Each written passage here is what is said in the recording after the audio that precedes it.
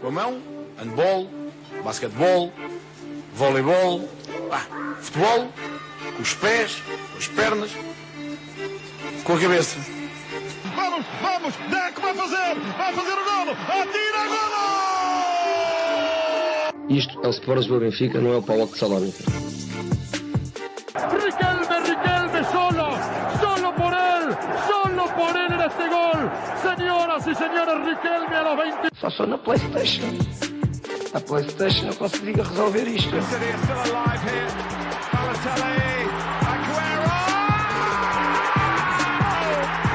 There's been a red card, but for who, Chris Kamara? I don't know, Jeff, has it?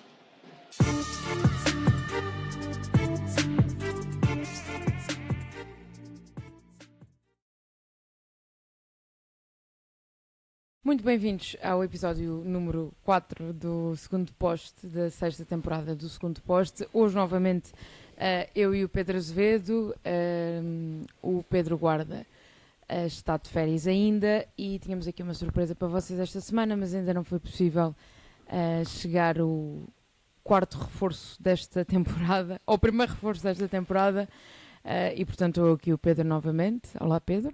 A dupla dos domingos à noite, não é? Exato. Estou a brincar contigo, mas olá, Rita, e é isso, porque queremos que vocês tenham um som, e Rita, estou bem assim a esta distância, porque queremos que tenham o melhor som possível. Acabamos por fazer hoje os dois, pronto, para que não haja aqui problemas técnicos. Sim, já sabemos que os episódios a dois normalmente vocês não gostam tanto, nós também não gostamos tanto de fazer. Nós também não, é verdade. É muito melhor quando há mais debate, e há mais voz, e há mais ideias, e há mais discussão, mas era isto ou não fazer, e portanto aqui estamos nós, eu e o Pedro, a dar a cara, depois de uma semana muito intensa, como têm sido todas no segundo poste, e nos comentários do segundo poste, especialmente. Nós lemos todos, respondemos a alguns, mas lemos todos, os mais educados e os menos educados. Vamos começar esta semana a falar no Sporting e também vamos falar do Futebol Clube do Porto, obviamente, terminou há bocadinho, e vamos também tentar falar um pouco do Benfica e do Braga, porque a semana passada não falámos nem de um nem do outro, e portanto não nos vamos estender tanto no Sporting, não nos vamos estender tanto no Futebol Clube do Porto. Vamos separar mais as águas, não é? Para conseguirmos ir a mais temas, queremos também começar a falar do início da Premier League, dar ali um toquinho no Mourinho e também no Ruben Amorim. Vamos ver se temos tempo disto tudo, se calhar estou um bocadinho ambiciosa. Mas vamos lá. Vamos a isto. Começar pelo Sporting. Jogou no sábado, voltou a Alvalade, voltou também a vencer em casa, segunda vitória consecutiva no campeonato, 3-1 frente ao Alverca, com várias mudanças do Rui Borges no 11 inicial. As mais surpreendentes para mim, e passando já para ti, Pedro, mas as mais surpreendentes para mim não foi sequer a titularidade do Soares, porque durante a semana já se vinha a falar que o Ioannidis estava com problemas físicos, e parece-me que será coisa para 2-3 semanas, segundo as informações que saíram, mas sim esta revolução na defesa. Entrada do Zeno de Bast e do Ibrahim Abá, entrada também do Ivan Fresneda, essa eu já esperava, e já esperava que mais cedo ou mais tarde fosse acontecer. Não esperava uma dupla alteração na dupla de centrais. A questão é, para além da questão Gonçalo Inácio, que já lá vamos, e já vamos também às palavras de Frederico Varandas hoje, que falou bastante do mercado do Sporting, será que esta entrada de Zeno de Bast na dupla de centrais é um castigo tardio de Eduardo Quaresma em relação àquilo que aconteceu na Reboleira? Ou seja, Rui Borges não quis sentar Quaresma no jogo a seguir e espera para fazer uma dupla alteração, ou realmente há aqui uma questão técnica, que foi isso que o Rui Borges justificou, não justificou bem o porquê dessa escolha técnica, ou seja, as razões por trás dessa escolha técnica, mas quais é que achas tu que foram as razões? Olha, primeiro dizer-te que por acaso a mim surpreendeu uma questão do Soares, mas podemos ir lá a seguir. Em relação à questão dos defesas centrais que tu abordavas agora, Eu acho que a dupla titular, mantendo-se Gonçalo Inácio, não sendo vendido, esta semana veio uns zunzuns, mas eu não creio que sim. Portanto, o Gonçalo Inácio mantendo-se no Sporting, a melhor dupla que o Sporting tem à disposição para jogar em dupla é Ibrahim Abá e Gonçalo Inácio, minha opinião. E depois de Basta e Quaresma vem abaixo destes. E eu coloco... Diz-me? Não, continua, já te interrompo. E eu coloco de Basta à frente de Eduardo Quaresma. Tu sabes a minha opinião, não é uma questão de embirração. Eu acho que o Eduardo Quaresma tem qualidades. Aliás, acho que estes 4 defesas centrais são todos bons defesas centrais. Há um que tem muito a provar a este nível de grande, que é o Ibrahim Abá. O próprio Zeno de Basta tem muito a provar, como eu já disse a semana passada, numa dupla de defesa central, numa linha de 4. Tem muito a provar também. Não é por ser jogador de seleção, é por já ter sido campeão no Sporting, que não tem. Tem sim, senhor, a provar. O Eduardo Quaresma tem a provar que consegue, e ainda não conseguiu, na minha opinião, em nenhuma época no Sporting, apresentar qualidade e solidez com regularidade. Não consegue. Nem dentro do próprio jogo, quanto mais durante 10 jogos seguidos. E acho que isso joga muito contra ele. E o Rui Borges pensou, minha opinião, minha leitura, estou a sofrer tantos golos. Nós abordámos aqui a semana passada e percebemos que não é só pela questão da defesa, ou seja, não é pelos jogadores individualmente cá atrás, é por todo o processo e todo o meio caminho em que a equipa do Sporting fica entre os jogadores que tem e a ideia que quer. Portanto, as coisas não estão bem encontradas, mas eu acho que o Rui Borges quis dar aqui um sangue novo à defesa, se calhar para se defender ele próprio, do género. Agora com estes não vamos sofrer menos, vamos dar menos. O próprio debate vinha de lesão e, portanto, estaria ainda a ganhar ritmo, não é? Esteve muito tempo parado. Eu estranhei muito a ausência do debate, a titularidade do debate. Do Ibrahim Abá, o Rui Borges já tinha falado há 2 semanas esta parte que ele estava a entrar no andamento que ele queria, do Ibrahim Abá. Mas olha que eu acho, a mim é interessante, porque a mim surpreende mais ao contrário. Primeiro porque numa das conferências que o Rui Borges teve, acho que foi da primeira jornada, ele fala do Bá até com alguma, não quero usar a palavra desvalorização, mas com algum cuidado, diz que é um miúdo, fala até quase se fosse um reforço de equipa B.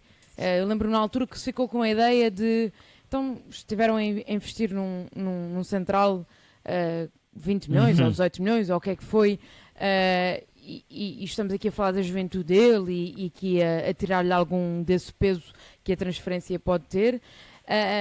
E há outra questão aqui que eu gostava, eu por acaso não tive em Alvalade, mas que acho que deveria ter sido colocada a Rui Borges, que é, o Bá tem muitas dificuldades a jogar à esquerda.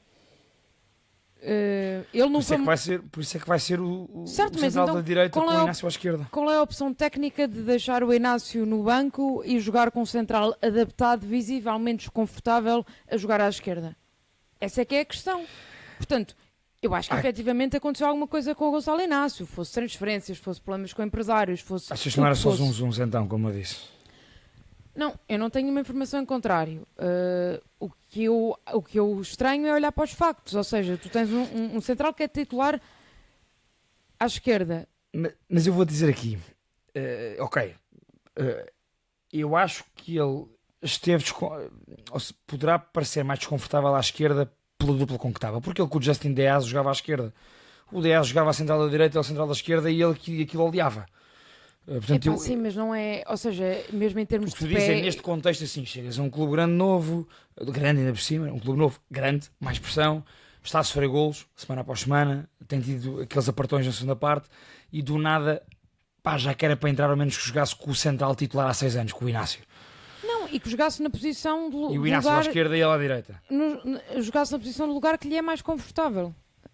Certo? Tem a ver com isto. Eu acho que o Rui Borges, calhar, viu o mesmo que eu. Ele, no Famalicão, com o Deaz, conseguia fazer aquilo, portanto, aqui também consegue. E volto a dizer, acho que foi o Rui Borges a defender-se. Já, como quem diz, este jogo vai-nos correr bem. Se correr bem, se sofremos menos do que nos sofremos nos outros jogos, a malta, entre aspas, vai focar-se, até porque ele já usou essa expressão, vai focar-se muito mais na questão individual do que andar a abordar uma semana aqui as deficiências coletivas do Sporting. Do modelo de jogo em si todo, estás a ver? Do tal desconforto que eu e tu apontámos, que entre as características dos jogadores contratados e a forma como o Sporting jogava antes, e se calhar como não quer jogar este ano, como quer passar para um jogo diferente. Quando eu falo do Bá desconfortável, não é que tenha feito um jogo com erros flagrantes, é questão de primeira titularidade em Alvalade, pedia só, eu esperaria uma posição mais confortável. Querias o conforto maior possível para o Bá, na estreia em Alvalade. Eu percebo o que estás a dizer. E não foi um jogo, ou seja, claramente que é uma dupla que não está oleada e portanto houve ali alguns desencontros, muitas vezes iam à mesma bola, portanto houve ali várias situações que se percebia que não havia conhecimento do espaço um do outro, não é? Que é natural. Sim, também acho que concordo contigo, não vai ser dupla, não é? Não vai ser dupla. A dupla, eu volto a dizer, a dupla vai ser Ibrahima Bá e Gonçalo Inácio. Parece-me mesmo. Os 4 a 100% fisicamente. Agora ia dizer Alexander Bá. Ibrahima Bá e Gonçalo Inácio. Parece-me que será a dupla mais sólida do Sporting. Seria a minha escolha. E o De Bast, e é simples sustentar o De Bast? O De Bast nunca provou como central no Sporting que merecesse ser titularíssimo. Não provou, Rita. Não é um central que me dê, que dê segurança nos jogos. Eu percebo. Não é fantástico nos duelos aéreos. Não é um central fantástico na marcação. É muito bom sair a jogar, inquestionável. É dos melhores na idade dele na Europa. Até vou aí. Eu, do que vi do De Bast até agora no Sporting, gostei mais de ver jogar a 6 do que a central. Sim. Eu também acho que os melhores jogos que eu vi dele foi quando foi adaptado a médio. Portanto, acho que ele pode ser a alternativa mais viável. Mas não deixa de ser um internacional belga. É isso, e não deixa de ter estatuto, não é? Mais velho que o Bá, que acabou de chegar e, portanto, poderá ser uma gestão não assim tão simples de ser feita. Mas o Bá também chegou agora por 20 milhões, o De Bast também, claro. Mas o Bá chegou agora. Pá. Sim. Eu vejo muitas condições no Bá como via no Diomande. Acho que o Bá consegue aliar qualidade técnica à capacidade física, que falta muito ao De Bast. O De Bast perde duelos atrás de duelos. Lembro perfeitamente da sustentada época passada. Alguns jogos em Alvalade em que o De Bast manda casas e, acima de tudo, falha na questão da agressividade e do posicionamento também. Volto a dizer, numa linha de 4 o De Bast nunca me convenceu. E ele e o Inácio em simultâneo são dois jogadores falíveis no mesmo ponto. Isso, até na questão física. E apesar disso, e o Quaresma é muito falível. E não é mesmo embirração minha, confiem, não é mesmo, porque eu reconheço-lhe qualidades e qualidade, é um bom jogador, não há questão. Só que eu também acho que se eu fosse treinador do Eduardo Quaresma, eu não confiaria nele 100% para ser o meu central de referência. E portanto consigo perceber, ou seja, no meio disto tudo, o que eu acho, Rita, é que o Rui Borges queria defender-se. E não há equipa? Sim, acho que se queria defender e não há equipa. Não que não quero estar aqui agora também a rasgar o homem só porque sim. Certo, isto é uma mera sensação minha. Porém, acho que ele vai acabar por confiar muito no Ibrahima Bá. Acho que o Ibrahima Bá, volto a dizer, vai ser titular. Muito mais estranheza, se não tiveres mais nada a dizer sobre os centrais, muito mais estranheza causou-me a titularidade do Soares. Porque Rafael Nel faz a pré-época toda, entrou sempre bem na pré-época, já tinha entrado bem na segunda da época passada. Soares é inquestionavelmente melhor, não é isso que está em causa aqui, mas por toda a questão Soares, eu volto a dizer isto. Luís Soares teve um acordo fechado com um candidato à presidência de um outro clube. Não é com um clube, é com um candidato à presidência. Isto é daquelas anos 90. Soares devia ter-se protegido nesse aspecto. Devia ter ficado ali uma cláusula qualquer entre ele e o candidato. Que ele só devia ser falado se o tal candidato ganhasse. E portanto eu volto a dizer isto. O problema de Soares foi Soares que o criou, porque fechou um acordo com um candidato à presidência de um clube. E na minha opinião, aqui vou-te ser muito sincero, o que Soares tem a fazer para com o Sporting e para com os Sportingistas é meia culpa, pedir desculpas e render, e não se pôr com amus. É a minha opinião aqui. E portanto acho que tendo em conta a situação de Soares e a boa pré-época e as garantias que Rafael Nel já deu, que tem qualidade também, não percebo porque é que Rafael Nel não foi titular e porque é que foi Soares, muito honestamente. Eu até estava aqui a ouvir-te e estava a ir buscar as declarações do Varandas, porque ele falou sobre isso e portanto até acho que foi a primeira vez que alguém do Sporting falou sobre esse caso do Fenerbahçe. Também é um mesmo, na minha opinião, o Sporting também teve mal a nível de comunicação, a semana passada. Devia ter matado logo isso na altura. E pronto, e ele diz que efetivamente o candidato à presidência do Fenerbahçe disse ao empresário do Soares que lhe dava um contrato líquido de 10 milhões anuais. e que o empresário respondeu, ganha as eleições e depois falamos. E, portanto, efetivamente, não há aqui um desmentido que esta conversa existiu e que por estes valores, que eu entendo, não é? O Soares tem uma vida para fazer, sairia. Mas, de qualquer forma, eu acho que se a postura do Sporting, pelo que se percebeu hoje também pela conversa de Frederico Varandas, é não vender Luís Soares, e isso parece-me que é uma coisa que está ponto assente, e bem, porque não faria sentido de outra forma, na minha opinião. Colocar o Rafael Nel à frente do Luís Soares sem Ioannidis era estar a agudizar um problema e o chamar de lançar achas para a fogueira, não é? Ok, do ponto de vista diretivo compreendo isso. E acho que tem que haver aqui ou seja, não havia nenhuma razão para o Soares não ser titular ontem. Bom raciocínio teu. Agora estás-me a convencer enquanto estás a falar. Estou a pensar porque isso criaria um barulho à volta. Ou seja, ainda acicatava mais. E depois de, na sexta-feira à noite, ter saído os áudios que saíram, e que acho que a maior parte do público que nos acompanha ouviu. Sim, também não se sabe a veracidade dessas tretas. Podem ser só tretas também. Certo, mas... Não sei. Pois. Mas o ponto nem sequer é esse. É numa altura em que o jogador está fragilizado. Achas que ficar no banco perante Nel seria ainda fragilizá-lo? Bem, já percebi. Seria... Então, eu aqui estava a olhar muito do ponto de vista da equipa e da pré-época do Nel. O Nel faz a pré-época, o Soares não faz. O Soares teve um caso, o Nel não. Já estamos na terceira semana de campeonato. A pré-época começa a ser já um passado quase longínquo, no sentido que os clubes têm pelo menos 3 semanas já de trabalho efetivo. O Braga e o Benfica até mais. E, portanto, efetivo de oficial. E, portanto, já acho que esses números da pré-época já não são... Agora, se o Nel fosse titular e correspondesse, a questão é que tu não era... Tu já puseste o Ioannidis à frente do Soares no início de temporada.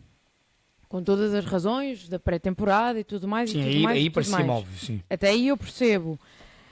Colocares depois o miúdo da formação, que é a terceira opção, seria agudizar um problema de uma forma demasiado audível. A não ser que o Sporting o quisesse vender. Como já percebemos que não é essa a intenção, não vale a pena estar a criar mais problemas. Sabes que eu acho que há aqui um problema chamado Ioannidis. Ou seja, que se envolve nisto. Se Ioannidis não fosse de vidro, provavelmente o Sporting venderia Soares, Ioannidis e Nel, chegava perfeitamente com Ioannidis. Ou seja, se Ioannidis dessas garantias físicas que Luís Soares dá, em termos de poder jogar 50 jogos numa época, sim, era mais fácil. Porque o Ioannidis é muito bom jogador, como nós estamos a ver. Ele tem muita qualidade física, técnica, é inteligente, percebe o jogo, já está a metade do Sporting. E portanto parece-me que se o Ioannidis não tivesse tido mais uma vez esta paragem, provavelmente se houvesse a confiança total na tal capacidade física de Fotis Ioannidis, o Sporting atacaria com o Ioannidis a titular e acho que daria bastantes garantias, volto a dizer, se bem fisicamente, regularmente como Soares teve. Ioannidis ainda não nos deu essa segurança a ninguém. E com o Nel a suplente, porque o Nel conseguiu ser um bom suplente. Nel foi o suplente de Soares a segunda metade da época toda, porque o Ioannidis não contou para o Totobola por questões físicas, praticamente. Sim, mas o Nel também não contou. Porque o Soares fez minutos atrás o Soares minutos foi sempre atrás titular, minutos. sim, mas o Nel por acaso entrou sempre bem, quando entrou do banco. Sim. E portanto, parece-me que se calhar se o Ioannidis não fosse de vidro, o de vidro vocês percebem o que eu estou a dizer, é que está sempre a partir, está sempre a lesionar-se. Se o Ioannidis desse garantias de regularidade para fazer a época inteira como titular, como Soares dá essas garantias. Com Soares o Sporting sabe o que tem, sabe que tem ali entre 20 a 30 golos, um animal competitivo que a nível de lesões raramente está lesionado e que aguenta muito, e que vai garantir qualidade. Portanto, o Sporting sabe o que contar com Soares. Eu acho que o Sporting não sabe o que contar com Ioannidis. Sabe o que contar com Ioannidis do ponto de vista da qualidade de Ioannidis, mas não da regularidade de Ioannidis, neste caso a regularidade física. E por isso, se calhar, e digo-te já, desportivamente, se calhar faz bem manter Soares.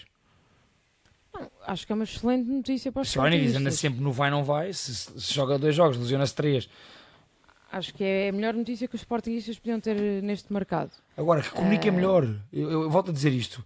Acho que mas quer o Soares Varandas na hoje altura, falou- quer depois Rui Borges, quer Varandas, o Sporting, quem quiseres, ou através de um comunicado, através de Varandas, o que for. Mas acho que o Para, Varandas para hoje- não... Mas hoje é que falou Varanda, o Sporting e Soares permitiram que esta situação se tornasse quase insustentável. Porquê é que há subios nas bancadas? Porque não houve esclarecimento nenhum. E acho Sim, mas legítimo como que os nós- sócios mas assumiem. Eu acho que não é isso, mas isto também já foi conversa a semana passada. Uhum. Mas como vemos, os sócios também são muito voláteis, não é? Mas claro, o futebol é assim, marcas Quer dizer, um gol, jogas bem. Ontem já pronto. parecia outra vez que o Cristiano Ronaldo tinha encarnado no Luís Soares. E, Agora portanto, imagina se a comunicação tem sido bem feita com antecedência. certo? Soares tinha entrado na reboleira e tinha jogado contra o Vitória sem problema nenhum. Sem ser assobiado. Sim, mas eu continuo a achar que não havia motivos e continuo a achar que também não havia grandes motivos para uma comunicação Eu é só muito maior do que aquela que foi feita. porque acho que Mas- em Portugal no geral e agora no Sporting em particular parece que há sempre muito mas em Portugal no geral há sempre muito problema em falar abertamente sobre os temas. Este tema em Inglaterra tinha sido morto à nascença. A parte da transferência? Sim. Mal Certo. começaram a sair essas notícias e que começou-se a criar polémica, o clube tinha vindo a terreiro, fazia um statement qualquer, o jogador também, tiravam uma foto juntos e estava tudo bem e siga a banda. Parece-me. Pronto. Mas ainda questões técnicas, sim. Despachando aqui o tema Soares. Não, queria avançar até para além das questões técnicas de jogo. Não sei se tens alguma coisa a dizer. Foi um jogo bem conseguido do Sporting. Acho que há aqui, ou seja, o engrenar bem de Maxi Araújo faz toda a diferença nesta equipa. Um Jenny Katam mais da segunda parte do que da primeira até faz toda a diferença nesta equipa. Gostei de ver alguma a entrada do Irancunda, gostei de ver o Pedro Lima a ter minutos, portanto o Sporting ontem pareceu que já explorou a profundidade do plantel de outra forma. Pareceu-me que o Rui Borges teve menos dificuldades em mexer na equipa, apesar de não terem sido alterações drásticas, ou seja, quase todas elas, se não todas, foram de posição por posição, tirando o Salazar pelo Pedro Lima, não é? É um perfil completamente diferente. As outras todas foram perfis parecidos ou semelhantes, e portanto acho que foi a resposta que o Sporting estava a precisar de dar depois de dois jogos mais difíceis. Não foi um jogo brilhante, continua sem ser ainda um futebol que eu acho que Rui Borges olhe e fique é isto que eu estou à procura. Ainda assim, a nível defensivo, foi o jogo melhor desta temporada, não é? Contra um Alverca, obviamente, também com algumas deficiências, mas tem que se jogar com o que há em cima da mesa. Portanto, o Sporting, a nível defensivo, não tem culpa disso, claro. não tem grandes erros. O golo surge de um trabalho também muito bom do Figueiredo, que é obviamente o jogador que mais se destaca nesta equipa do Alverca. Mas dá aí os teus 500 sobre o jogo, porque a seguir queria falar sobre um tema do Sporting e vamos para o Porto. Olha, é rápido dizer-te só que quanto mais cedo Rui Borges para o tal perfil mais físico e mais vertical que já percebemos pelas contratações, é isso que se quer, que se pretende no Sporting desta época. Quanto mais cedo Rui Borges, como é que eu digo isto? No 4-2-3-1 do Sporting, eu acho que Altimira e Doumbia não dá para a maior parte dos jogos. Sim, isso foi a conversa. Eu não estou a perceber esta perda de espaço do Silas Anderson. Exato. E parece-me que este 4-2-3-1, que é uma variante do 4-3-3, tem que ser muito mais virada para o 4-3-3, portanto com dois médios e um médio à frente, com capacidade com bola, como tem Doumbia. Ou seja, eu repito a minha ideia da semana passada e acho que vou repetir semana após semana enquanto isto não acontecer, até porque vi a pré-época e sabemos como é que funcionou, com outro contexto naturalmente, mas para o Sporting conseguir ter maior estabilidade no centro do terreno, sem bola e também com bola. Altimira e Silas Anderson são para jogarem juntos e Doumbia é para estar à frente desses dois, precisamente liberto de trabalhos de duelos e de choque por esses dois.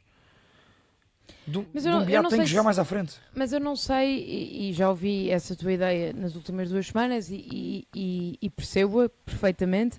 Eu não sei se no contexto de Liga Portuguesa isso é necessário. Eu acho que isso vai ser uma opção muito válida em contexto de Liga dos Campeões. Bem, aí sem dúvida, senão o meio campo é um passador. Pronto, aí tem que acontecer. Agora, no contexto de Liga Portuguesa, isso não deveria ser necessário. Mas repara, eu digo isto porque o Sporting quer se aproximar de um perfil muito mais Porto, se quisermos comparar já assim. E como é que o Porto joga? 4-3-3. Sim, certo. Obviamente. A questão é que eu acho que... O Dumbiá podia ser o Gabri Veiga do meio campo do Sporting. Com um perfil diferente, um perfil mais técnico, menos físico. Mas percebes o que eu te digo? Haver um Varela for outro, um Rosário for outro, um Altimira Silas Anderson e um Dumbiá. Acho que faria mais sentido. Eu acho é que tu tendo tanta qualidade que o Sporting tem em jogadores do meio campo para a frente, os extremos, tem muitas opções, mesmo que Katam saia, o Sporting tem opções. Estares a ocupar 3 lugares do 11 com 3 médios é demasiado pesado para a Liga Portuguesa, percebes? Ou então, Rita, pelo menos nesta fase inicial em que a equipa não está estável. Certo. Ou seja, eu consigo perceber a ideia na teoria, eu acho é que na prática é isto que o Rui Borges acaba por pensar. Não é? Certo. E é o jeito que pensa. Eu acho é que a equipa do Sporting, eu mesmo jogando melhor como neste jogo, eu sinto muito pouca estabilidade naquela equipa, mesmo. E acho que vai ganhar muito mais. Eu acho que seria necessário haver aqui e já falámos sobre isto também semana passada, um jogador que ocupe a posição atrás do Soares. Lá está, para ti é o Dumbiá, ou seja, que liberte o Salazar dessa posição. Eu acho que era importante. Para mim, Dumbiá ou o Flávio Gonçalves. Eu acho que faz mais sentido o Dumbiá, mas o Flávio Gonçalves pode fazer esquerda e pode fazer essa posição também. Perfeitamente. E o Iracunda, do que eu falei na altura com jornalistas ingleses, até me disseram que a posição que ele joga melhor e que jogava melhor no Watford era precisamente atrás do ponta de lança. Ele no Watford chegou a jogar, ou seja, jogou. Ele joga nas 3 posições da frente. Isso, sim. Jogou atrás e jogou também ele a ponta de lança. Mas onde ele rendia mais, de quem o viu semanalmente a jogar, dizia que era atrás do ponta de lança. E portanto poderá também, ou seja, opções não faltam ao Sporting, efetivamente. Eu gostava de perceber, e vamos ver também aqui para a frente, estamos em 3 jogos, portanto é um bocadinho difícil perceber se alguém está sem encostar, se não está, mas realmente é estranho o Silas Anderson de repente neste jogo nem entrou, não é? Não, nem entrou. E portanto não sei o que é que poderá ser esta composição do meio campo. Quem eu sei que dava muito jeito, e fazendo aqui a ponto para o meu segundo tema, que eu sei que dava muito jeito este meio campo do Sporting, é um senhor que está sentado no camarote jogo após jogo à espera do avião de partida, que é Daniel Bragança. O teu Daniel Bragança. Não, e o Daniel Bragança do Sporting, não é? Capitão do Sporting, que eu saiba, ainda é, porque ainda é jogador do Sporting. A minha questão, para além do facto de Daniel Bragança efetivamente ser um jogador que eu acho que daria muito jeito a este Sporting, e já falámos dele semana passada, acho eu, na tua opinião, se fosses treinador, tomavas as mesmas decisões que o Rui Borges está a tomar, de vão sair, não contam, não são convocados, vão para a bancada, ou terias uma abordagem mais parecida com aquela que teve o Marco Silva e até o próprio Farioli com o Mora, e o Marco Silva com o António Silva e com o Dedic, que é, enquanto estão cá, fazem parte do plantel, vão a jogo se eu precisar deles, porque o tempo está a passar e o Pedro Gonçalves e o Daniel Bragança continuam no Sporting. Hoje estão a desvalorizar. Hoje o Varandas disse que ainda são jogadores do Sporting, ou qualquer coisa como se continuarem a ser os jogadores do Sporting, depois logo se vê.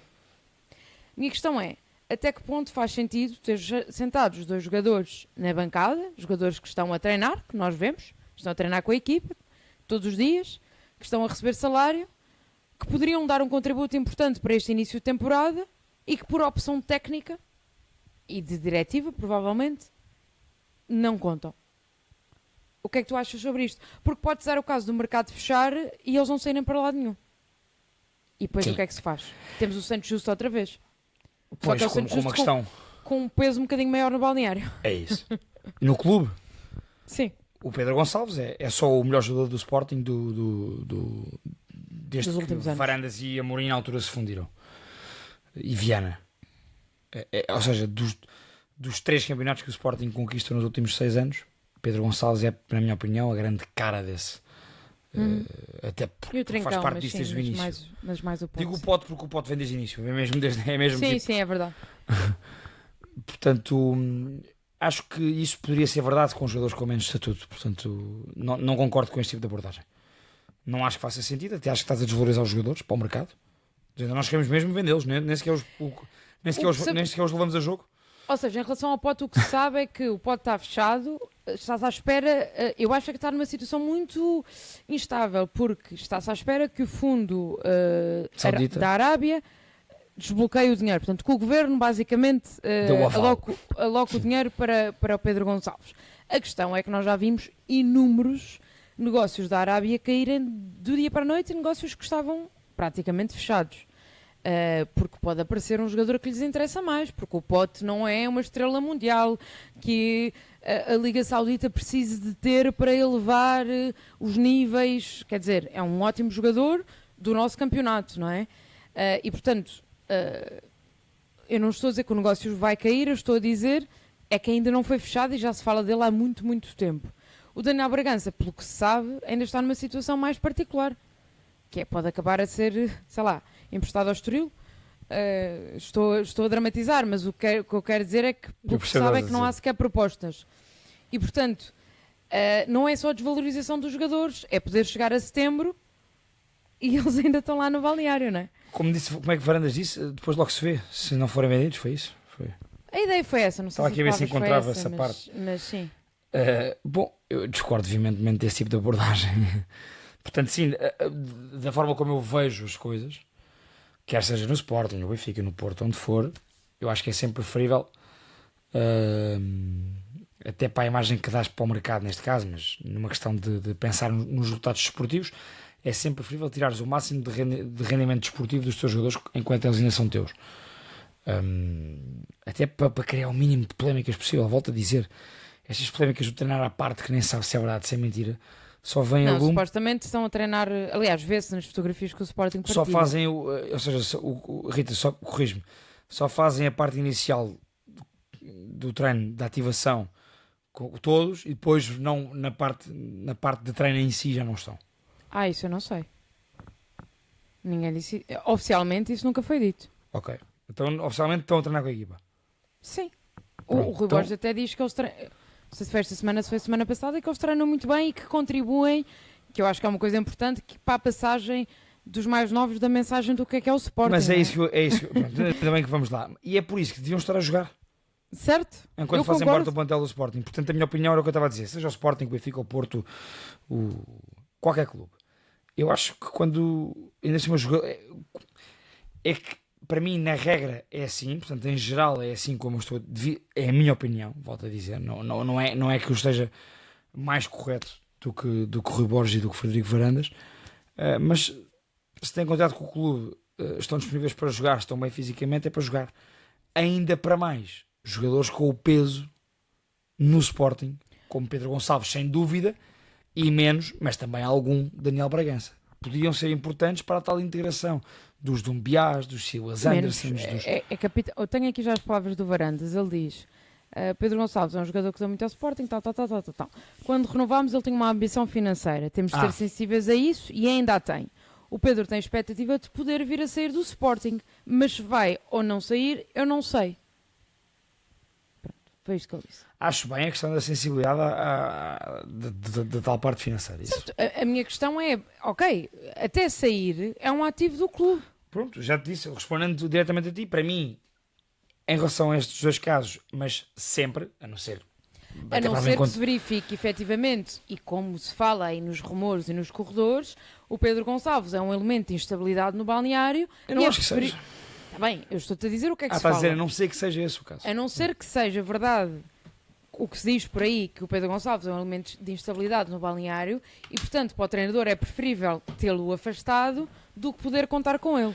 Pois. Mesmo sabendo que isto poderá dar a volta e ter que levar com E ele afinal o ano todo. ficar. Pois por isso é que digo, como nada é certo, para mim era muito simples. Pegando no contexto específico destes dois, Daniel Bragança e Pedro Gonçalves, tendo em conta o peso no clube, o peso na equipa, a qualidade de ambos, e o início algo turbulento em termos no relevado que o Sporting está a ter, turbulento no sentido, volto a dizer, as coisas parecem que ainda não casaram bem. Estes dois jogadores podiam ser uma cola importante para o início da época.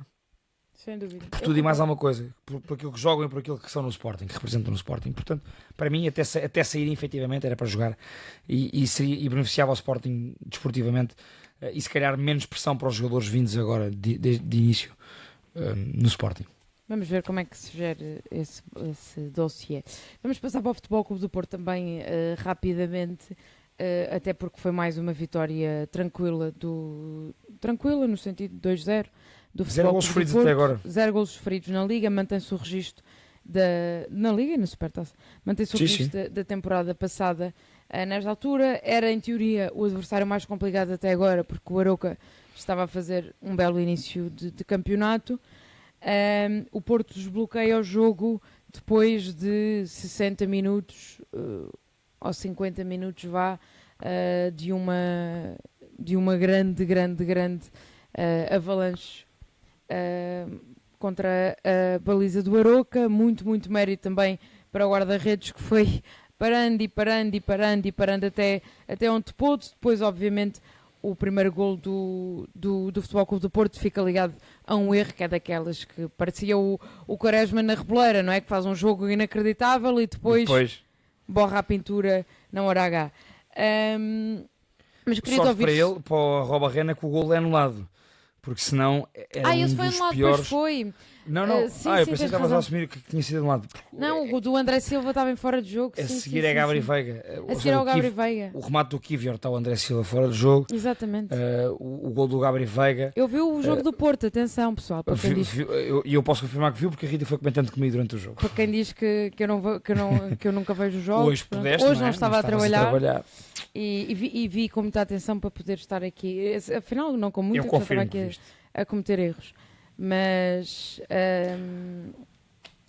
isto tudo para dizer, depois de termos sido algo críticos com o futebol de Farioli a semana passada, ou pelo menos com o futebol do Futebol Clube do Porto, agradou-te mais esta semana? Já te pareceu mais... ou seja, não é mais bonito, mas um Porto mais parecido com o que levou o Porto a ser campeão? Isso aí eu acho que é uma fotocópia, não é? Continua a ser. Até a ver com esse registro defensivo que estávamos Acho a que o falar. Porto de hoje foi mais parecido ao Porto da primeira volta do que ao Porto da segunda volta. Certo, sim. E o Porto do jogo em casa contra o Alverca e do jogo fora contra o Rio Ave foi um Porto mais parecido com a segunda volta do que com a primeira. E portanto um Porto que seja mais parecido com a primeira volta da época passada será um Porto mais forte. E vamos ser factuais. O Porto faz 23 remates, 10 à baliza.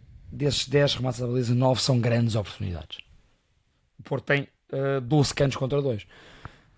E dos 3 adversários, com bola, destes 3, o melhor adversário eu diria que era o Arouca. Colocando Alverca, Rio Ave e Arouca na equação. Portanto, parece-me que o Porto hoje foi muito mais competente do que nos outros jogos, e para além de ser mais competente, conseguiu ser mais acutilante. E ao ser mais acutilante, o jogo também ganhou outro espetáculo, ganhou outro entretenimento. Foi um Porto que entrou na área do Arouca pela esquerda, pela direita, de meia distância, de cruzamentos atrasados, de tabelas. A bola foi à barra, o Arroba Rena faz 3-4 defesas monumentais, também manda ali 2 perus. Coitado, estou a brincar obviamente, mas faz uma boa exibição no global. E acho que este Porto, estando mais próximo do Porto da primeira volta da época passada, na forma como conseguiu pressionar, como condicionou durante quase todo o jogo o Arouca no momento com bola. O Arouca é uma equipa que consegue explanar-se no campo com bola, e hoje não conseguiu no Dragão. Só conseguiu, e esse é um meu parênteses à exibição do Porto que eu quero dar aqui. Só conseguiu durante ali 5, 10 minutos em que o Porto, logo após marcar 1-0, entregou a bola ao Arouca, veio para trás, fechou-se naquele 4-5-1 em que o Porto está muito confortável a fechar-se. mas o Arouca conseguiu acercar. Foi a única altura em que eu senti que o Arouca se conseguiu acercar da área do Diogo Costa. E acho que o Porto não tinha necessidade sequer disso. O Porto tem continuado com mais bola.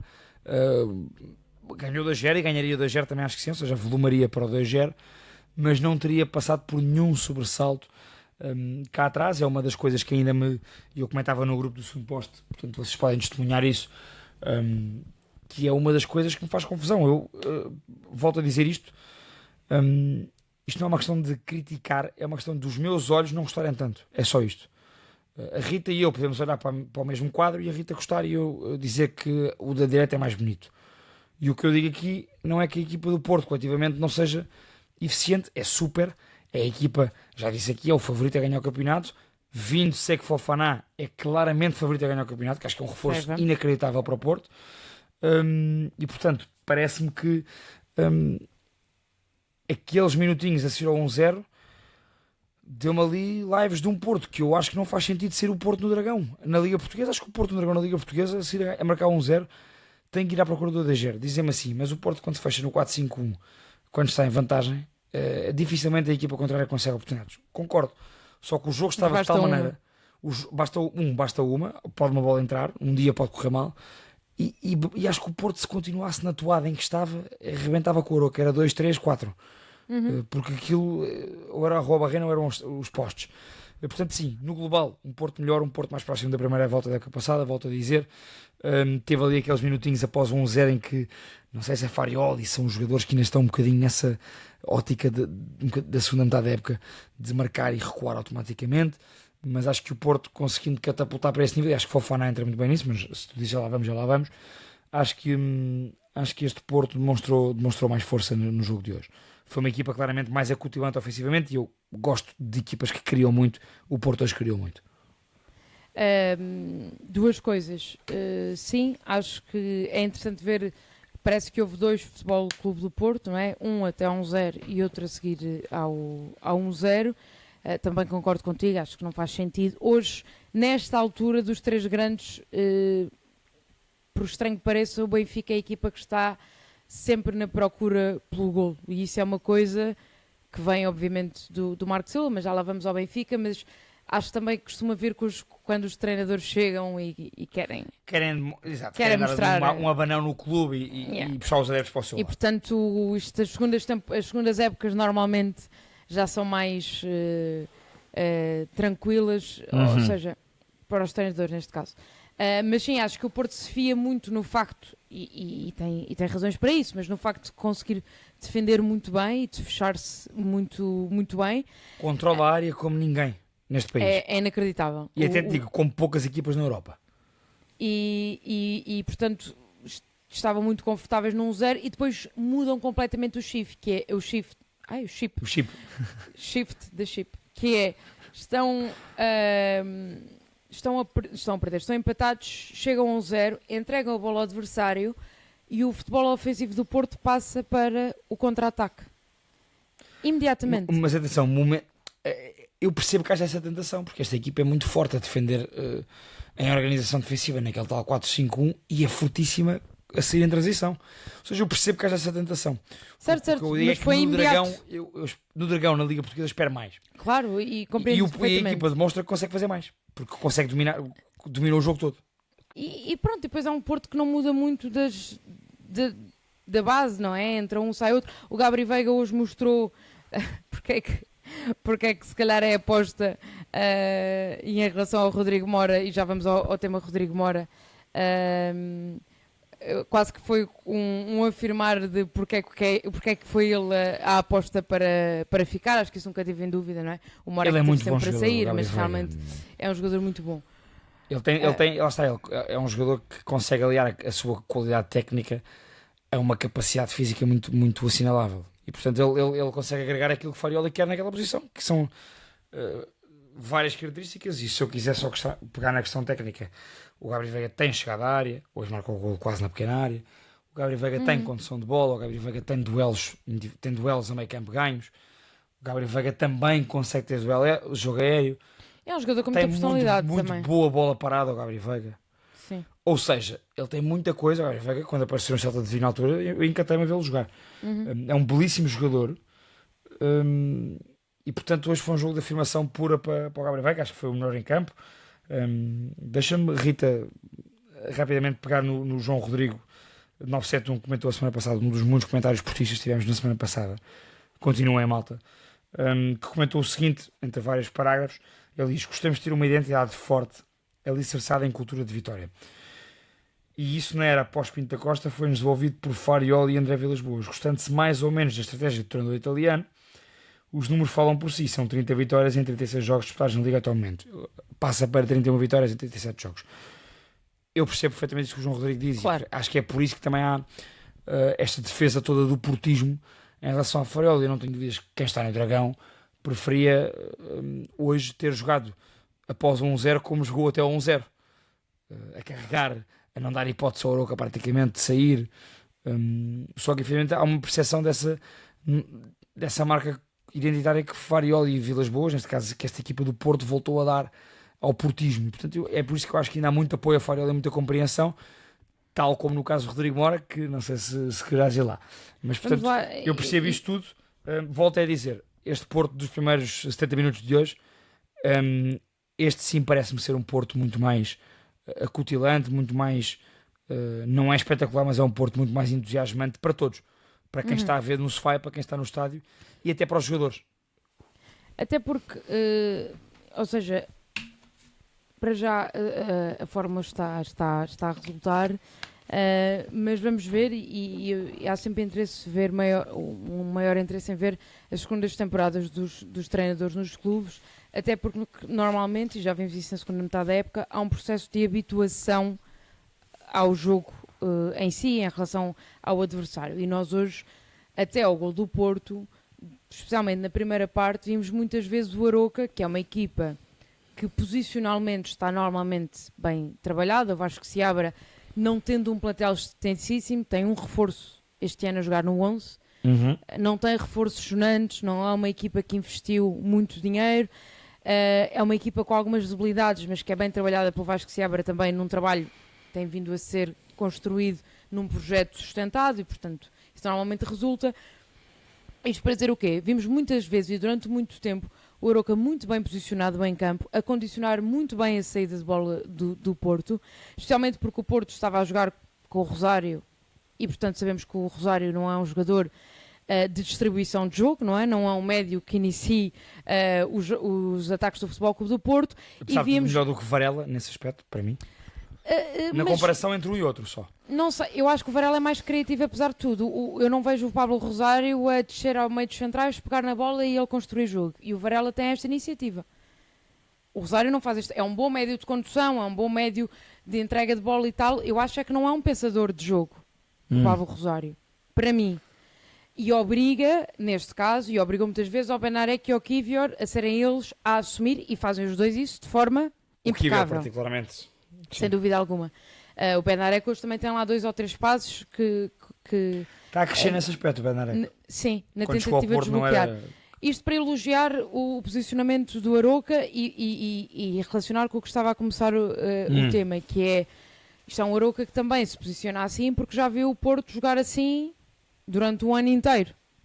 E, portanto, eu acho que é uma forma vencedora, mas o Porto, como as outras equipas, vai precisar de ter algum rasgo durante a temporada, senão poderá acontecer que o golo não aparece aos 60, não aparece aos 70, não aparece aos 80, se bem que hoje, quem estava a ver o jogo sabia que era inevitável que o Porto marcasse. O Porto carregou de tal maneira que... Até porque na segunda parte o Arouca depois começa a dar muito espaço no meio campo e é como tu dizias, abria por todos os lados. Porque mas o Porto forçou de tal maneira que o Arouca não aguentou. Mas acho que durante os primeiros 45 minutos vimos um Arouca extremamente bem organizado. Depois é difícil para estas equipas sustentarem esta organização, até porque o desgaste defensivo é muito grande. O Arouca, não sei quantos ataques tem, mas são praticamente inexistentes o jogo todo. Deve estar. Posso dizer que o Arouca tem 4 remates, 1 à baliza. Pronto. E portanto, obviamente que isto vai quebrar. Mais uma vez, não há aqui nada contra o Farioli, não há nada contra o jogo do Farioli. Acho que foi muito bem conseguido. Posso garantir-vos, malta, que a Rita não tem nenhum ódio de estimação por Farioli. Não. E digo já aqui, Ele é que tem por mim, que eu sou da até- empresa de Lisboa. Até para pôr às vezes aqui a Rita em xeque, eu não teria problema nenhum em dizer-vos que caso a Rita tivesse um problema com o Farelo. Não tem, acredito. Não tenho, Podem não tenho. acreditar em mim. Eu acho, pelo bem do portismo e do Futebol Clube do Porto, estou a avisar que poderá ter que existir mais. Só isto. Certo. Para já resulta. E resulta muito bem e foi um jogo bem conseguido. Mas acho que não se pode ficar só nisto, especialmente em relação ao que o Pedro estava a dizer há bocado. Acho só que pode haver uma boa notícia, que é há um crescendo. O Porto jogou melhor em Vila do sem Conde dúvida do alguma. que em casa contra o Alverca, e hoje joga melhor do que em Vila do Conde. Sim. E portanto, Queria ir aqui ao mitofacto, até porque tem a ver com o tema desta semana da venda do Rodrigo Mora, o mitofacto que o nosso Pedro Guarda enviou, e ele escreve: a venda de Rodrigo Mora e o regresso de Fofana reforça a posição de Farioli, mas revela falta de imaginação no ataque ao mercado do Futebol Clube do Porto. Mito ou facto? facto. E isto não é mau nem bom, é o que é. É uma estratégia. Dizer só o seguinte: eu acho que a contratação de Fofana, ou seja, Tu tinhas antecipado a semana passada aqui. Quem ouviu o segundo post? Ou foi o Guarda?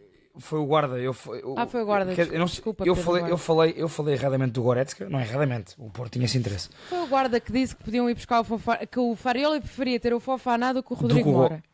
Exatamente. Sabe muito o Guarda, realmente. Percebo. Os dois eram perfeitamente comutáveis no mesmo plantel. 3, o Fofana é um grande reforço. É um dos melhores médios da Liga, mesmo que não seja titular. É um grande reforço. Final de temporada Foi decisivo. resolveu... Foi decisivo. Sem dúvida alguma. E é um belíssimo jogador. Tecnicamente, fisicamente, tem tudo. Eu adoro o Fofana, é mesmo daquele tipo de médios que eu gosto. Box to box, que tem presença na área, que ganha. Mito ou facto? Mito ou facto.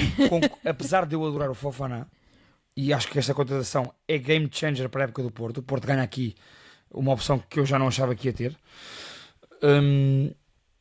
Eu acho que isto de facto define bem a estratégia e a confiança que há no treinador. E está tudo certo com isso.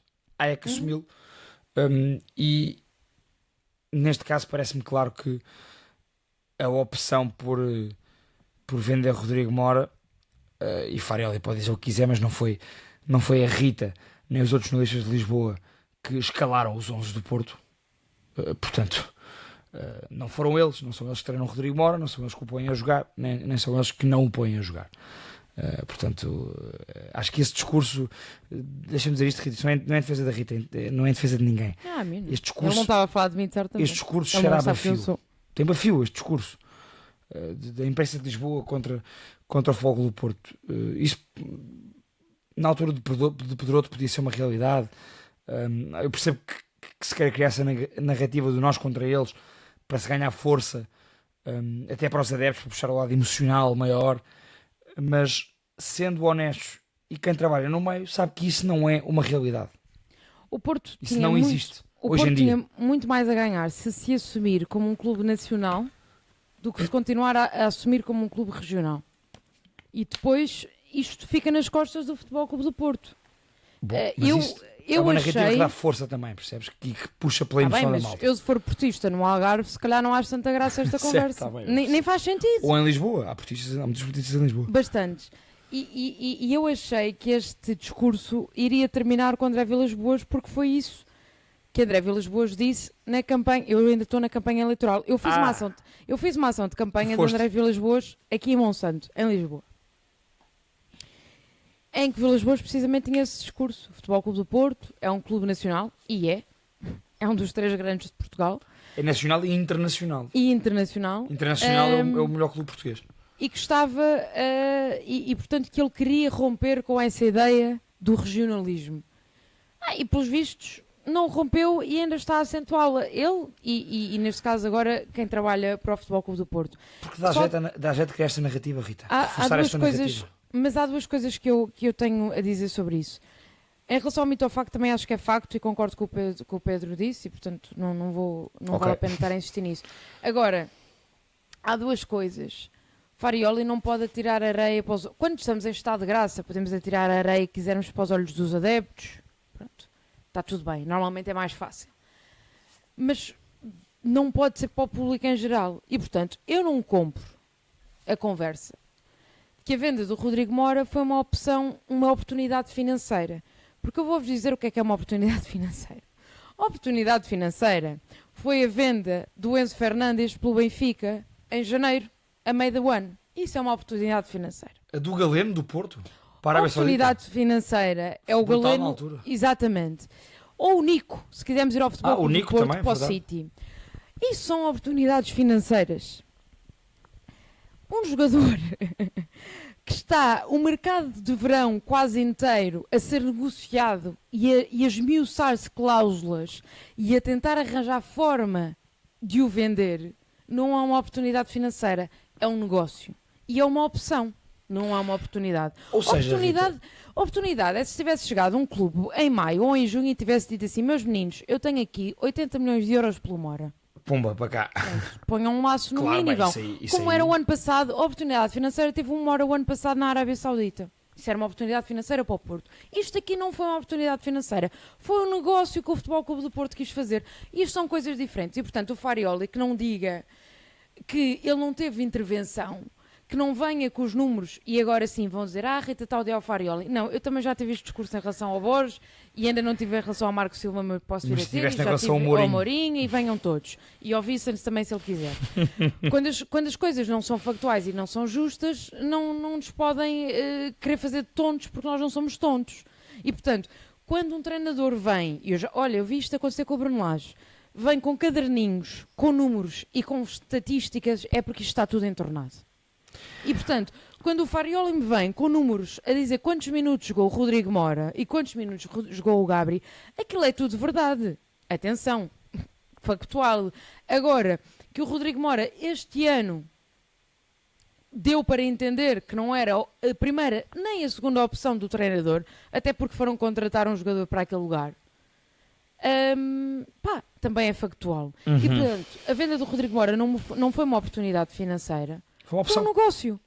Se é um negócio que o Porto acha que é um bom negócio, perfeito. Se eu acho que vender o Rodrigo Mora por 50 milhões, em que 25 é que estão nesta altura nos cofres do Porto e que os outros 25 vêm quando lá não sei bem quando. Não é quando a Roma quiser comprar os outros 50%. Pronto, acho que há um mau negócio, mas isso sou eu que não tenho nada a ver com isto. Certo. Nem mexo nas contas do Porto. Agora, não tentem fazer as pessoas de parvas. E, portanto, que o Farioli estava bem com o Rodrigo Mora, não duvido. O miúdo deve ser ótimo miúdo. Também acho que não. Também acho que isso ninguém pôs isso em questão. Que o Farioli o tentou empurrar, também não acredito. O Farioli não foi dizer ao Vilas Boas: olha, este miúdo é para meter fora daqui. Exato. Agora, se lhe diz: eu quero um médio para aquela posição, e o Vilas Boas vê que o Mora não vai ter a oportunidade e que tem ali realmente um ativo que pode fazer dinheiro que o Porto precisa, claro, é normal que o venda. Agora, não é uma oportunidade de negócio. Temos que falar as coisas porque são. Isto não foi um problema de tradução.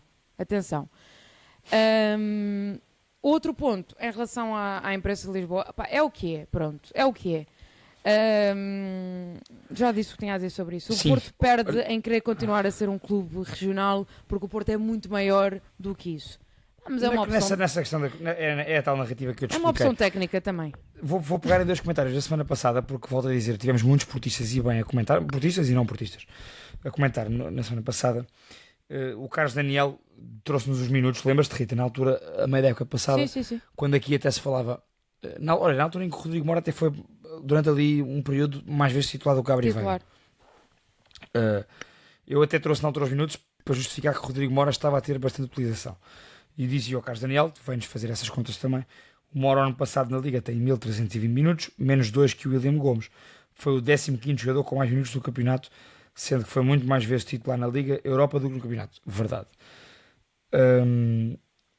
O problema, Carlos, é que não fomos nós que caímos na narrativa nenhuma, pois ele diz que a narrativa que o advogado criou. Eu acho que o jogador do talento do Rodrigo Mora ser o 15º jogador com mais minutos no campeonato diz precisamente, é um treinador a dizer à direção: este jogador não é importante para mim.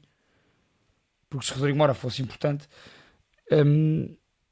ou era dos 11 com mais minutos, ou era o 12º, 13º com mais minutos. É a minha opinião. tendo em conta todo o talento que tem Rodrigo Mora. E se me dissessem assim, mas Rodrigo Mora tem talento, mas é um jogador problemático. Não é. Não há ninguém a dizer isso.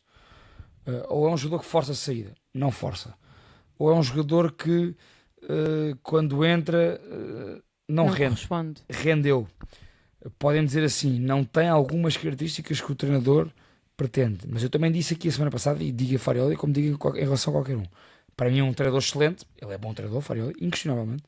Um treinador excelente é aquele treinador que consegue aliar o seu modelo de jogo e, portanto, ter os jogadores com características que ele gosta, mas também perceber, está ali um talento geracional. Como é que eu vou então encaixá-lo aqui? Como é que eu vou aproveitar? E eu acho que isso até chegou a acontecer, mas depois o Farioli desistiu disso, parece-me, a minha opinião.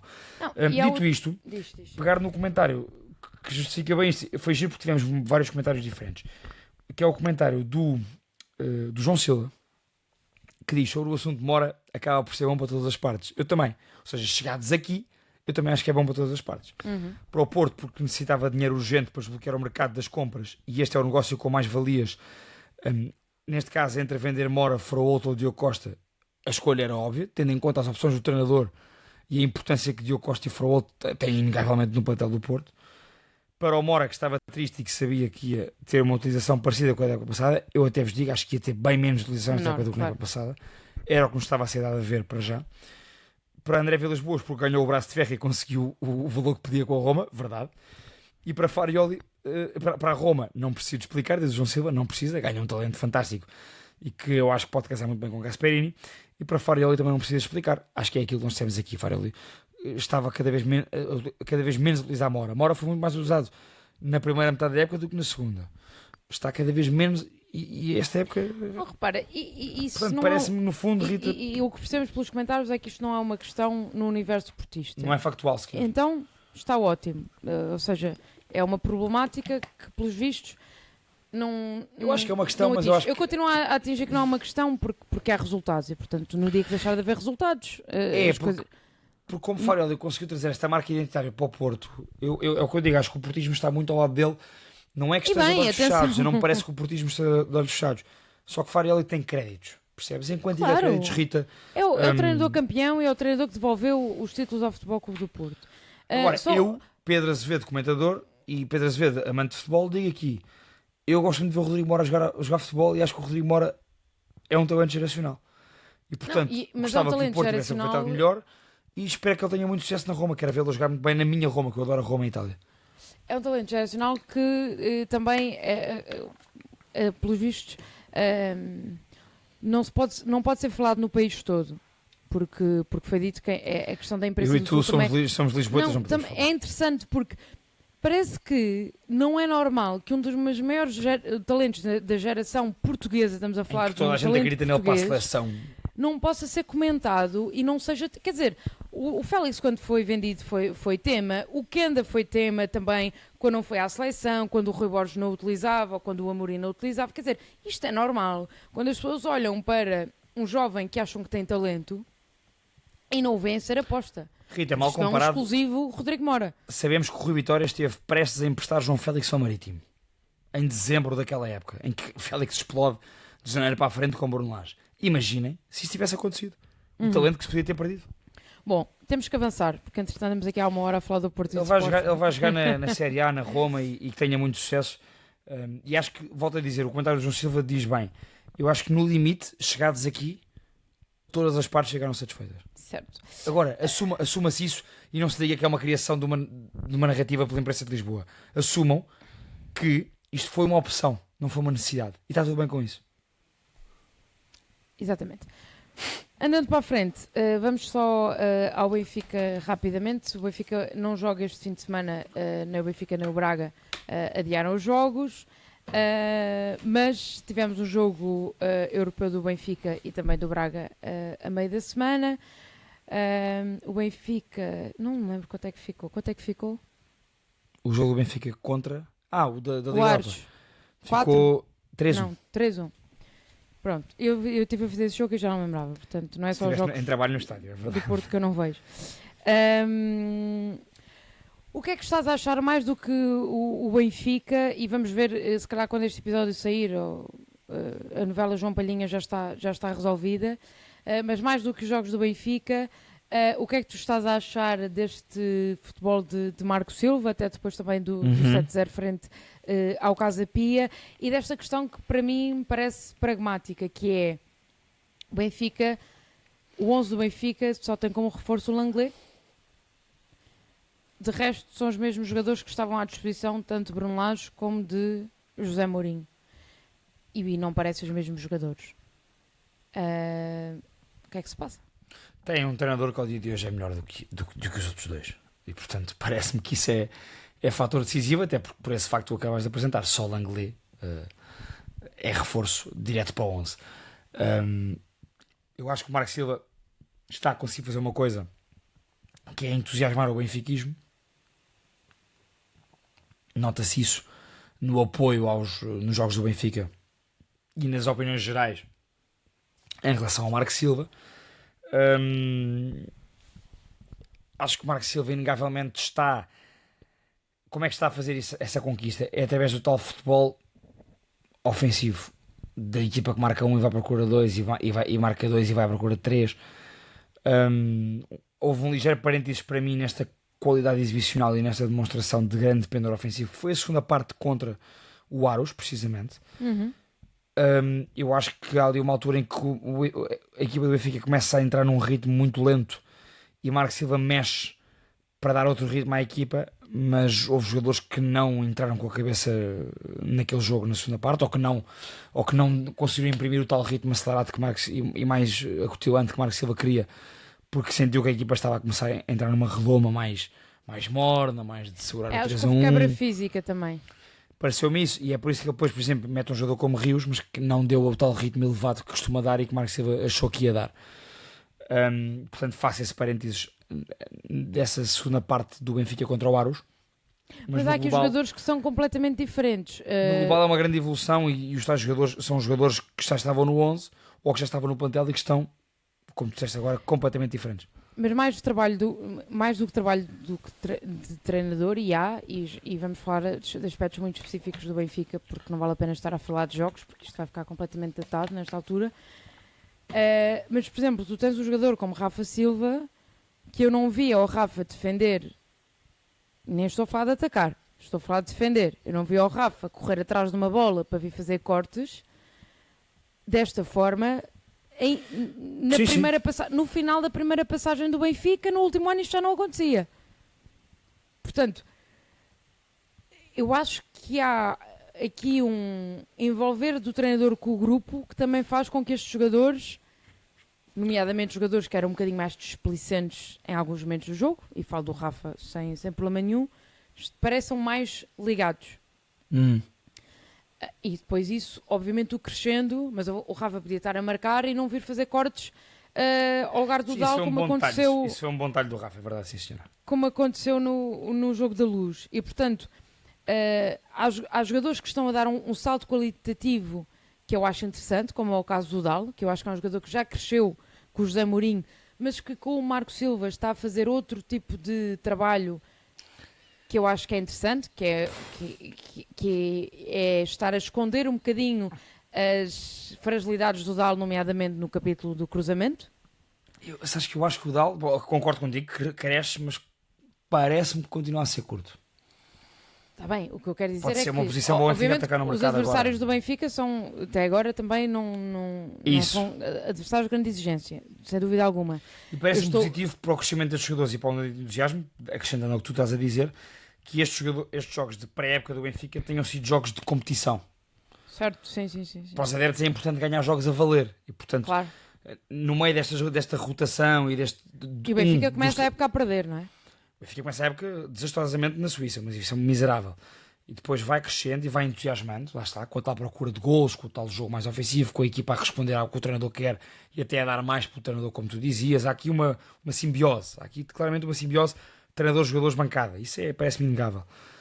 E isso acontece também porque, pela ambição e pelo trabalho de Marco Silva, 2, pela forma como os jogadores respondem, mas 3, porque estes jogos são a competir. Acho que isso foi importantíssimo. Sem dúvida. E, portanto, quando numa época em que há pré-eliminatórias, se tu ganhas, essa equipa ganha um boost de confiança. Sim, se perdes, vai tudo por água abaixo. Os adversários obviamente têm facilitado. A única coisa que eu estava a falar do Dala é que eu vejo o Dala pegar na bola, correr para zonas interiores e tentar envolver-se no jogo ofensivo do Benfica que não via antes. E portanto isto aqui há trabalho de treinador. Vamos ver, continuo a achar que o Benfica tem alguns problemas defensivos, continua a mostrá-los, continua a sofrer golos de uma forma normalmente muito simples. Viu-se isso no jogo contra o Aros. Não se viu no jogo contra o Casa Pia, porque o Casa Pia foi nulo ofensivamente. E, portanto, sim, não. Nem ofensivamente, nem defensivamente. O Samuel Soares ainda não foi testado ao nível de provar que a opção de Marco Silva está certa. Pode ser uma opção trágica. Vamos ver, porque ainda não foi testado e, portanto, não estamos aqui só a falar de Marco Silva. A questão é que as debilidades do Benfica ainda não vieram. Ainda não foram postas a nu. É isso. Ainda não tiveram adversários que as pudessem colocar. E isso tem sido bom para a equipa conseguir crescer o seu modelo de jogo. Sim, questão prática. Como é que tu arrumas o 11 do Benfica com a chegada de Palhinha? Boa. Gosto. Com Oshens disponível, com Barreiro ao nível que está, com o Rios a valer o que vale, com o Sudakov a ser aposta supostamente do treinador de convicção e com o Mano Silva como quinta opção para este quadro. É para o quarto central, Mano Silva. Pois, parece do que temos visto até agora na pré-época e no certo, jogo contra até o o Arts. nome menos importante aqui, mas acho que é um... Eu percebo que o jogador perdeu o seu espaço, percebe uma lesão muito grave, mas é um jogador que custou dinheiro e é um jogador não que havia, e havia alguma expectativa quando ele Como chegou. é que se arruma isto, Rita? Olha, eu acho que o Benfica até que a Campeonato da Europa precisa ter isto tudo. Ou quase isto tudo. Sim, mas qual é o 11 titular do Benfica com estes jogadores? Olha, o Palhinha é titularíssimo, obviamente. A minha grande dúvida é sobre o Circati. Alessandro Circati. Eu estou a falar do meio campo, tu estás-me a falar do central. Não, mas tu estás a dizer o 11, não é? Como é que eu arrumo o 11? Não, mas o que eu quero saber é como é que tu campo. arrumas Richard Rios, Barreiro, Sudakov, Orsens e Palhinha. Destes, quem é que é titular? Destes, os dois titularíssimos são Palhinha e Orsens. Em que posições? Palhinha Onde é a que 6, pões Orsens a 8. E o Barreiro não conta? Os titularíssimos, volto a dizer, conta e vai contar. Vai ser um dos 13, 14 jogadores com mais jogos do Benfica. Mas achas justo sentar o Barreiro perante no Orsens? nível que ele está agora? Sim. Oh, Rita, mas se Orsens estiver a 100%, Mas é o faz capitão do Benfica, é um dos melhores jogadores do Benfica há anos. Mas faz o mesmo que o Barreiro faz? Faz diferente, dá muito à equipa também, Orsens. Eu percebo o que estás a dizer e tu sabes que eu sou um defensor do Leandro Barreiro. Não, é porque é uma dúvida. Que... Bons problemas para o Marco Silva, fantástico. Pode jogar à segunda e à quinta. Tu jogarias com o Palhinha a 6, o Orsens a 8 e o Sudakov a 10? Neste momento não jogaria com o Sudakov a 10. Certo, mas tendo em conta que o Marco Silva já se percebeu que... Mas quem é que jogaria a 10 então? Não há o 10, ou seja, eu percebo o que estás a dizer.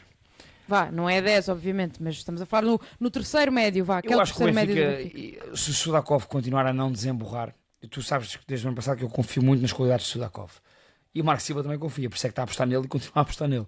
A ver se o Marco Silva está-lhe a dar tudo. Está a ver se ele marca um golo e aquele desbloqueio. Está-lhe a dar tudo, Rita. O Marco Silva está-lhe a dar tudo, está-lhe a dar conforto tático, está-lhe a dar... E porque tem margem para isso, precisamente pelo contexto que já falamos. Competitivo que está a ter, exatamente. Sim. Pronto. Caso prático. Se Sudakov continuar como está, vai saltar da equipa do Benfica. E aí, em minha opinião, eu acho que o Marco Silva vai ter que trabalhar para ter o trio Rafa, Prestiano e Sheldon para jogar ao mesmo tempo. Vai ter que trabalhar para isso.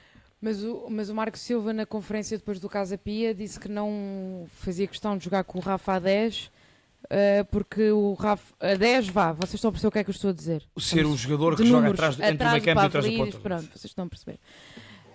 Porque acrescenta demasiada velocidade. Ele não diz demasiada velocidade, mas que é um jogador de aceleração e que naquela posição ele quer um jogador que saiba ter bola. Será Sheldon para jogar ali, por exemplo? Prestiano à esquerda, Prestiano está a render tanto à esquerda, porque não Sheldon para o meio? Tem a criatividade e tem a tal qualidade com bola para o fazer. No outro dia ouvi um comentador, já não lembro quem foi, acho que foi o João Nuno Coelho na TSF. Barreiro naquela função de pressão alta, como faz muito bem. Eu acho que eu colocaria o Barreiro, mas este comentador, o João Nuno o Coelho, colocava o Orsens. Ou então Frederico Orsens. Como entrou no jogo com o Aros. certo? Eu achei que foi pontual, mas se calhar não Se foi. calhar não foi. Sim. Pode ser uma opção. A mim o que me parece claro é que nessas 3 posições vão haver 2 titularíssimos a confirmar-se Palhinha. João Palhinha, sim. Isso, a confirmar-se Palhinha, vai haver 2 titularíssimos e parece-me justo que sejam estes 2.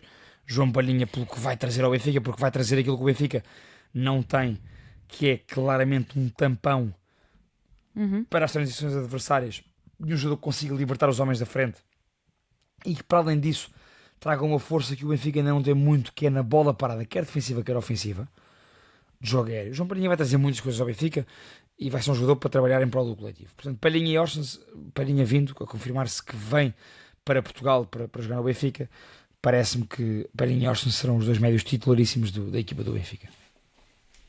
E o Rios 60? Sim, neste momento, vou dar um exemplo, entrou na segunda parte, entrou claramente para imprimir um novo ritmo ao jogo e não só não imprimiu, como também foi mais um dos jogadores que esteve no ramo-ramo da segunda parte do Benfica. Sim. Parece-me que neste momento Richard Rios tem. O ponto bom disto para o treinador e para a equipa no global é que estes jogadores vão ter que lutar pelo seu lugar durante toda a época. E no limite vão rodar a jogar a Liga Europa, o que é ótimo. Olha, rodar a jogar uma competição europeia, que chatice. Sim, mas a competição europeia não é Champions. Sim, mas é uma competição europeia em que o Benfica é um dos favoritos a ganhá-la. Está bem, mas mim, qualquer um dos 3 grandes que cai para a Liga Europa hoje em dia. Certo, mas o ano passado, quando o Porto rodava a equipa na Liga Europa, sabíamos que a equipa que jogava na Liga Europa não era a melhor equipa. Mas eram jogadores com qualidade na mesma. Era Rosário, era Rodrigo Mora. Não, sem dúvida alguma. O que eu quero dizer é que isto para o jogador, ou seja, acho que a gestão não é tão fácil como... Oh, Rita, é o que eu estou a dizer, competitividade de Rios que demonstra que merece ser titular. Certo. E também pode usar o caso do Rios sair, não é? Neste momento não há nenhum médio do Benfica que jogue melhor do que o Leandro Barreiro. Não há. Eu acho. E atenção que já foi bastante crítica do Leandro. Pois, agora, eu e tu tivemos debates aqui o ano passado sobre isso. Agora, acho é que ao nível Leandro que está... Barreiro entrega tudo o que um treinador quer, tudo. Não falha em nada. E portanto é difícil sentá-lo nesta altura. Portanto, eu não veria estranho, ou não seria estranho para mim, jogar João Palhinha, Orsens e Barreiro. Pode ser perfeitamente possível. Mas, e aí o que é que acontece? Aí o Benfica fica muito mais perto de um 4-3-3 do que de um 4-2-3-1. Eu acho que o Benfica joga em 4-3-3, não joga claramente, em 4-3-3. o Sudakov é um erro. O Sudakov joga muito mais no centro-esquerda, precisamente. Sim. Também acho que sim. Os desenhos que vêm nos jornais vêm sempre mal. Exato. O Benfica não joga com duplo pivô hoje em dia. Isso é um erro alguém dizer. Os médios jogam todos em diferentes alturas. Pronto, é fácil ver se isso, então quem vê o Benfica ao vivo. Com a chegada de Palhinha ao Benfica, a confirmar-se, volto a dizer, porque isto vai sair agora de manhã de segunda-feira, acho que vai ser ainda mais verificável e com uma eficiência muito maior para o coletivo do Benfica. Para fechar a questão Benfica, querias falar do Cercati? Achas que o Langlais a breve prazo perde a titularidade? Não sei se o Langlais ou o Tomás. Uau. Acho que nenhum dos dois neste momento está a apresentar rendimento para ser indiscutível. E Alessandro Cercati é um bom defesa central, atenção, e com muito potencial também. Perfil físico, o Benfica precisava, perfil guerreiro, perfil agressivo, por vezes demasiado impetuoso. Eu vi alguns jogos dele no Parma e também no Mundial, e ele tem lances, Rita, em que pode pôr em causa um jogo por uma abordagem demasiado arriscada dentro da área ou à entrada da área. Cercati é muito agressivo no bom sentido, mas depois também tem destas. Portanto vai ter que temperar um bocadinho isso, mas acho que é um central que o Benfica precisava, porque vem dar... No fundo, Rita, se queres ser honesto, acho que os 3 vão jogar muito. Os 3. E acho que Cercati dá o perfil diferente a Langlais e a Tomás. Cercati vem dar um perfil físico, um perfil de um jogador que ganha muito duelo aéreo, que é muito forte na marcação e nos duelos individuais, e portanto pela capacidade física, pela agressividade e pela segurança defensiva que traz, acho que Cercati é um bom reforço para o Benfica. E eu não esperava, comentei isto com vocês no grupo, não esperava que houvesse competência neste momento na estrutura do Benfica para olhar para Cercati e para contratar Cercati. Surpreendeu-me o Benfica pela positiva neste olhar para Cercati. O Langlais, eu acho que é um central extremamente competente para a realidade da Liga Portuguesa. À semelhança, pontos abaixo, obviamente, mas à semelhança do que nós achávamos quando o Benarek chegou, apesar depois do Benarek se ter mostrado bem acima desse nível, mas foi o melhor central da Liga. Estou a falar do ponto de partida, atenção. Mas o erro que há no jogo do Aros é um excesso de confiança de um jogador que não poderá repeti-lo muitas vezes, especialmente num contexto mais a valer, mais difícil. E nesta altura que os adversários só precisam de uma oportunidade para marcar um golo ao Benfica, muito menos distrações deverá haver, e portanto por isso é que eu te perguntava em questão à titularidade de Langley, porque poderá haver mais erros semelhantes àquele. O Tomás nesse aspecto não é um central tão errático e que arrisca assim tanto num lance daqueles. O Langley tenta dar uma pirueta no meio campo, tenta rodar com a bola e é desarmado, não é? Sim. Estás a rir aqui? Não, porque eu achei graça de eu ter pirueta, é verdade. Parece-me no fundo que os três vão jogar muito. Ou seja, sim. que o Siricati não veio propriamente para roubar o lugar a um deles, mas para acrescentar um perfil que o Benfica não tinha e que precisava. Muito bem, vamos ver então quais são os próximos capítulos do Benfica, sendo que não joga este fim de semana para o campeonato, joga na quinta-feira com o Aros e joga depois na segunda-feira que vem na Luz frente ao Estoril. E depois o jogo com o Moreirense ficou para dia 9, o jogo que era para ser amanhã, segunda, hoje segunda. Sim. É a meio da semana, da segunda semana de setembro. E o do Isto Braga, da manhã, portanto, o Benfica joga quarta e o Braga, o Benfica joga terça e o Braga quarta, ou é uma coisa assim. Ou o Braga quinta e o Benfica quarta, pronto, não interessa. Jogam ao meio da semana em dias de Champions. Calha na primeira... O Benfica joga quarta, dia 9 é uma quarta. Pronto, calha na primeira jornada da Champions. E o Benfica e o Braga não jogam Champions. Dessa jornada não há Liga Europa, portanto eles jogam nessa semana. Exato. Posto isto, indo ao Braga rapidamente, porque já estamos aqui com 1h20 e tal. Só 2 ideias sobre o Braga deste ano. Contratações bastante sonantes, especialmente nos últimos dias, ou pelo menos promissoras. Que Braga que estamos à espera para esta temporada? Olha, de um Braga muito semelhante à temporada passada. Acho que o Braga vai cimentar o quarto lugar, vai perder alguns pontos, porque em alguns jogos vai ser uma equipa com muita bola, mas não vai conseguir ferir o adversário.